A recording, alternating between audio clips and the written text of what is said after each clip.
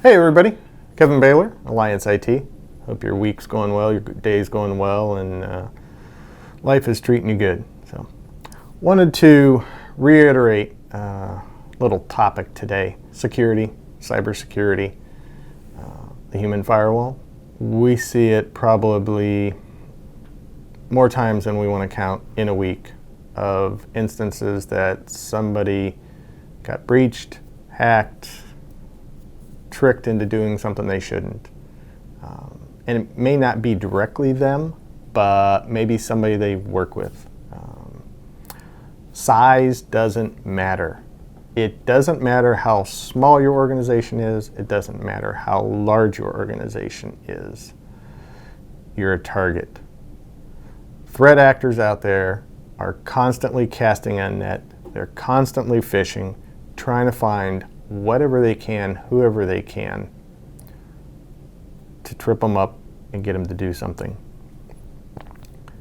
A 3-person firm can get caught in the middle just as easily as a 300-person firm. Client A gets an email, says, hey, you need to wire money over to here. Client A wasn't compromised. Client A was innocent. Client A was still in the middle, because the person sending that email was not actually their client or their supplier. Their supplier is the one that got breached, got hacked, and that email went out maliciously. How is client A going to know there's an issue, that this really shouldn't happen? A lot of times you can't. Picking up the phone and calling, but are you going to call every time you need to validate an email information that you get? Maybe if it's a large financial amount or a abnormal practice, potentially. But day-to-day interactions, you're not going to pick up the phone to validate something every time you see it. Mishap and negligence, is probably one of the primary causes of data breaches, phishing attacks. To err is human, but that's also why we say education is very important. Your human firewall is your best defense. Educating your team on what to look for, or maybe new things that are going on in, the threat acting world of, hey, this is now how we're seeing, emails come in, or maybe this is what it's looked like, or here's the top, 5 requests of the week. You've got to have that continual education. It's just like anything else in any business. We learn by repetition. Unfortunately, though, personal gain sometimes comes into play. And that can be from a disgruntled employee.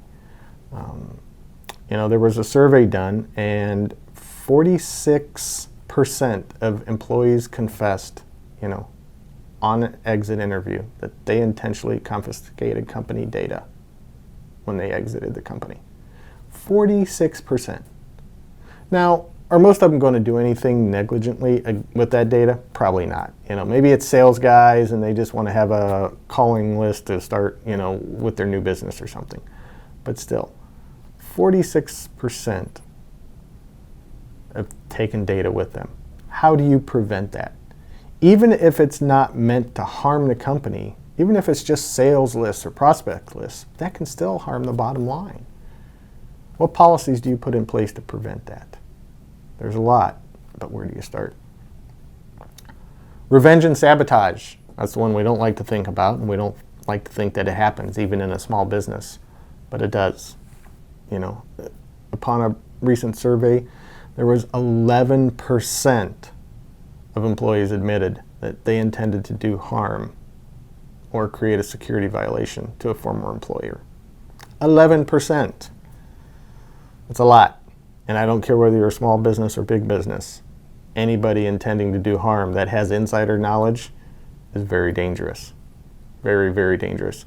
Think about what your HR policies are for when an employee leaves. What's that exit process look like? What's that offboarding process look like? Who's dotting the I's, crossing the T's?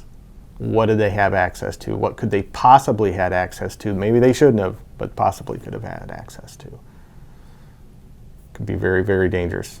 Very, very catastrophic for a small business. So again, let's train our employees, continual education on staying safe, and make sure we have policies in place, not only at the IT level, but the HR level and management level, to watch out for those exit signs. Stay safe, everyone.